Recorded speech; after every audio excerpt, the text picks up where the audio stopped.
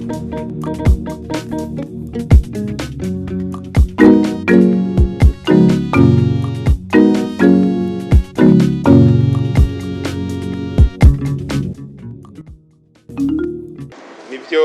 kuno musi genekezo rya 9 Rusama mwaka wa 2023 mushikiranganje bw'ino hagati mu gihugu itembere usange n'umutekano twiyumvira kugendera ikigo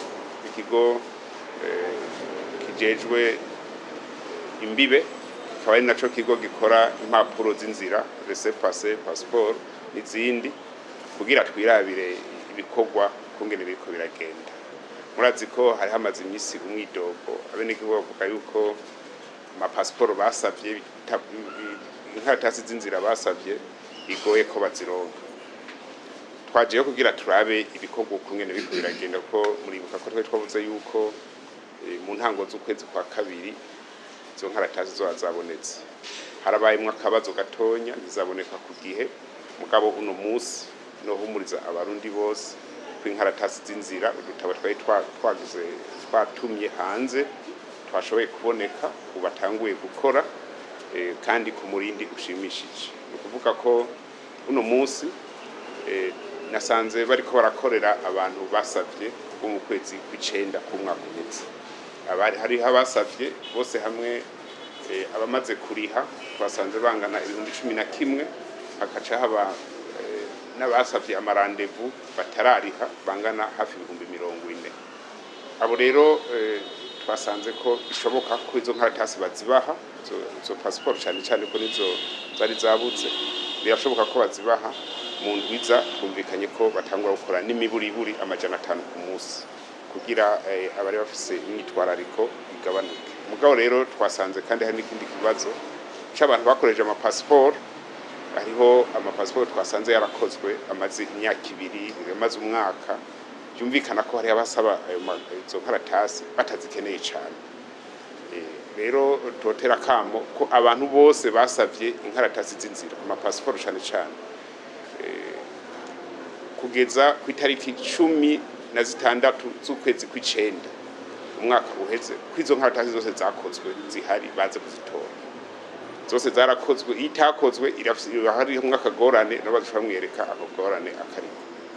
Ikindi twasanze nuko bariko barategura neza kugira amarandevu batanze ntabo bari bahaye isango ryo kuza kubihirako ryo mu kwezi kwa 11 niho bari bageze cyangwa gutora izo nkaratasi twumvikanye ko baca duza umurindi wo gukora ku buryo nivyo banabihindura navyo nyene mu ndwiza bazobaha yandi marandevu bakureko nk'amezi 3 cyangwa 2. Ukuvuga ko nk'uwari yafise randevu yo mu kwezi kwa 11 aho bari bagize no munsi birashoboka ko iyo randevu ishoboka igashika mu kwezi kwa 6 cyangwa ukwezi kw'indwi kugira tworoshe.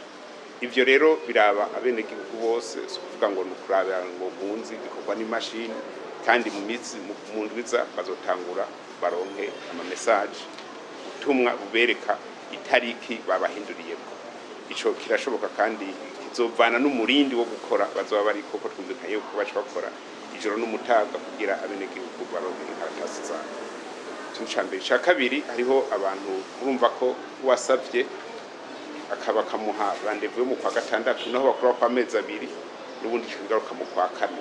Mugabo gasanga yasavye atavuze neza ikibazo afise kuko ari abantu bafise ibibazo vyihuta nk'ibibazo by'ingwara cyangwa abanyeshuri baca ku ishuri hanze cyangwa ikindi kintu gisaba kwihuta.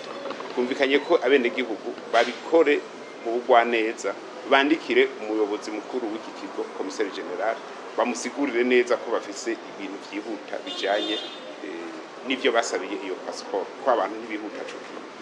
Tuvuga rero uti nk'umuntu afise ikibazo cy'ubugwayi uwo muntu bamworohereze kuruta yandike amwandikira ikete ntiyandike kuri WhatsApp kandi ntiyandike kuri Facebook ntiyandike no ku zindi mbuga ngurukana bumenyi kuko benshi barayitirira commissaire general atari bandika ikete n'intoke baze barishire ngaho anja muri secretariat kumvikanye neza ko izo ayo makete acaha inyishu n'imiburi mu bisi 2 passport ibibonetse.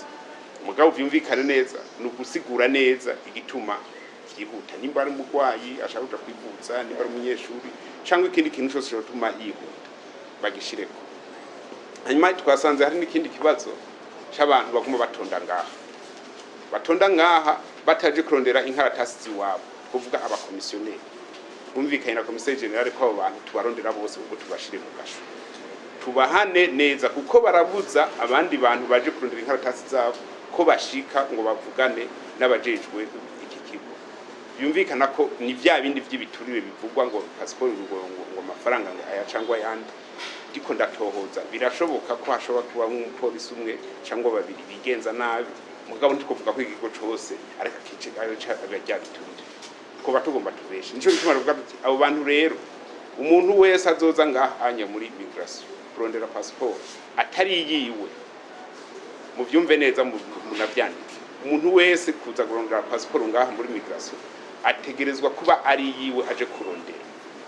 Aho twovuga ko byokoroha umuntu bakamureka nukwerekana ko uwo muntu baje gusabirwa passport ari mu bitaro agwaye ashobora gushika hano, cyangwa ari umwana mutonya w'umumineri mu myaka mikenya cyane. Uzofatwa rero yaje gusabira passport umuntu akuze yigendera azubwenge atagwaye, tuzomufata nk'inkoziki kuko nibo baduteza urubwa. Nivyo ndabisubira birashoboka ko ashobora kwica ngo yundi yigenza nabi, mugo kino kigo ntitwovuga ko ari kigo c'abajya biturire. Abo bantu rero baba komisiyoneri nibo dushaka kurwanya ko nibo baca bagenda no gucafuza n'inzego bakavuga ati amahera atangwa nayo, kubera iki babatangirira kwibarabara cyangwa muri quartier ngo reka ngo ndagushikire. Aha ni kigo ca leta, nta mwene gihugu numwe yimiriwe kwinjira ngaha aje kurondera ico ari afitiye uburenganzira. Nta numwe rero aserukira uwundi ngaha, umwe wese ariserukira ni bikorwa bya misi yose bitegezwe gutungana. Ikindi rero nosozerera ko nuko notanga umwizero kuko twaragize komande y'izindi y'utundi dutabo kandi twinshi cyane, utwo tudufasha muri kazoza ko ibijanye n'impapuro z'inzira bitungana neza atamusunikana. Ibi rero ndavuga bebwira nabe n'igihugu bose bavyumva, ntihagire uhangayika avuga ngo ndagowe ngo passport ngo iboneka. Nivyo twaragize akabazo mu misi yeze kubera abo twatumye ko bazituzanira batazizanye kugiye, mugabo guhera uno munsi no kwizeza abantu bose yuko atakizosubira kuguciramo, tuzobana yutanga inkaratasi z'inzira kugira ushimishije. Kumvikanye yuko bagiye kuzitanga bakore ijoro n'umutaga, bagira ama equipe atatu, imwe ikora mu gatondo, iyindi nyuma ya saa sita, iyindi mu ijoro, kugira tuje ku murindi ukwiye. Nabonye ko aho bazikorera imashini ziriho kandi hari ibiri kurakora n'indi yari reserve, bizodufasha yuko tudasubira guhagarika guha inkaratasi abenegihugu. Murakoze. Nka societe yasubiye Global Contact amasezerano nayo twarayahagaritse kandi dusubira inyuma. Ubu impapuro z'inzira zikukorwa n'igipolisi cy'u Burundi ngaha muri kino kigo kijejwe imbibe no gukora izo nkaratasi. Nta contract dufitaniye n'ubundi muntu n'umwe, abapolisi biwacu barashoboye nibo bariko barabikora guhera mu mwaka wa 2021 nibo bariko barabikora, nibo izo nkaratasi zose ubona zisohoka nta wundi muntu ayikora. Gusa aho tugira twagize akabazo nuwahora aduha uturivre tujya rutabo duca dukorera kugira dutange inkaratasi rw'inzira, nibo naho nyene hacemwe abakomisiyoneri hagati kagorana. Mugabo uno munsi twaronse undi muntu azoziduha kandi ku giciro novuga kitaruhishije, kuko abo bakomisiyoneri n'ubundi baca bacamwo bakatujya andi mafaranga. Mugabo no baremesha ubuhinga bwo gukora amapassport, amaresepase n'ibindi byose abapolisi biwacu barabufise bikwiye. Nta yindi societe izosubira guhikora uko Conteke yakoze. Nivyo twaratanguranye turakorana, mugo twasanze harimo amahinyu menshi cyane kandi na contrat yaraheze. Nibaza ko atakibazo gusigaye. Ishiro cy'udutabo ni bya bindi nyene tuko turagerageza turabe ko ubwo twoboneka tukaba twinshi, ntihagire umuntu asubira kuducamo ngo yibe abeneke. Subiremwo ibyo navuze ati abenegihugu barishe kugeza itariki 16 z'ukwezi kw'icenda mu mwaka wa 2022 bose baze gutora inkaratasi zabo zarakozwe naziboneye, zirakoze, zirabitse.